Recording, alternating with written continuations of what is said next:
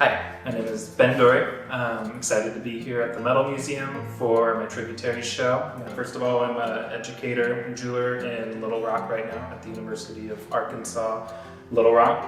And the show's really allowed me to kind of explore and push some methods that I've been working on for quite some time. So the newest piece in the show is this one called Varietal. The series is inspired by kind of biological growth and adaptation. A lot of the work is so rigid and structured. This is a way for me to bring in kind of more organic designs into the entire show and the work in general. So this one also mixes materials. So these two pieces on front are 3D printed clear resin that's dyed and it's flexible.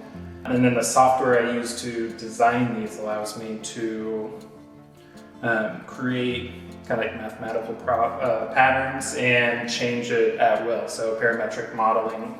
So all these stones, I can change the settings and the number of stones randomly to give it a kind of like a more kind of loose design sense or a more organic feel to it. And then this is stainless around both of those pieces right there. And the back plate is aluminum that's been patinated and painted, and then stainless findings on the back. Okay, this piece is really exciting, or was exciting when it all came together, because this was the first one where I was doing a proof of concept to see if this method of computer design and 3D printing would work for this jewelry in general. So similar to the transparent piece to my right over here, this is an elastic 3D printed material. And the idea with that is when I'm creating the settings for those stones, it is like setting it in metal, but they're a little bit smaller. And the elasticity of the material allows it to expand and capture the stone and then contract and hold it into place. So this is kind of a painted dark gray rubbery material, and the rest of the brooch is stainless steel. And then this is still going on with the conversation of thinking about growth and adaptation. One of my favorite kind of points of inspiration is kind of driving east from Memphis, and as you start climbing in elevation, you'll start to see kudzu kind of climbing over buildings and creating this really beautiful texture. So this is kind of a start in that direction and bringing more organic textures into the pieces. All right, so these two pieces are shown together because they both have sequins in them. So imagine costumes, flare like evening gowns, that kind of thing. So your regular plastic sequins.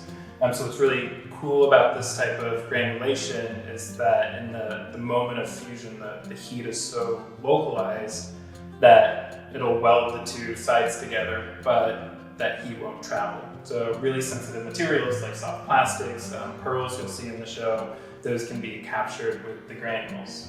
Both of these have opaque sequins on this side and transparent sequins on this side. It's all stainless. And then on the cords, I spent a long time trying to find something that was a little bit different, that added a little color and texture to it.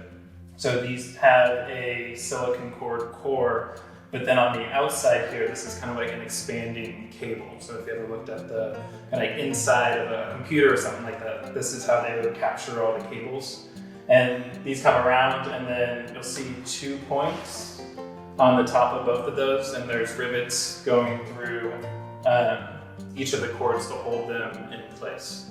So this piece is called Medusa. It's an homage to the late great John Paul Miller, who was an American early pioneer in traditional granulation. And when I say traditional granulation, talking about using a torch and specific fluxes and fluids to fuse the gold or silver to the base surface. So that stripe across the middle right there is fine silver or pure silver and 24 karat gold.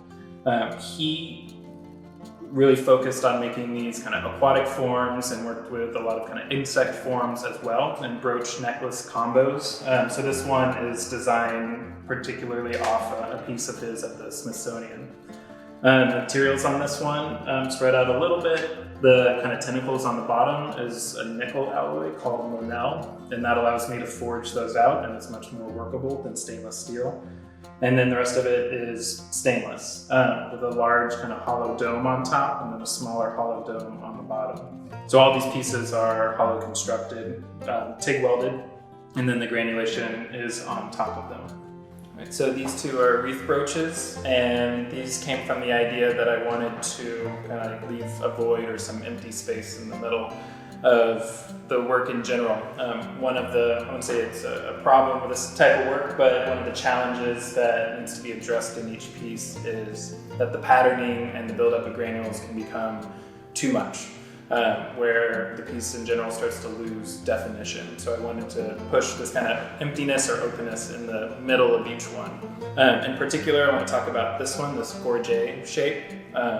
And this used to be a piece of armor, so you would wear it on your neck, so just to protect that area. But as gunpowder came in throughout history, it became less and less important for plate armor in general. But if you look back to colonial times, you'll start seeing this exact form would be on a long necklace as a sign of office. Generals would wear them, so higher military office in general.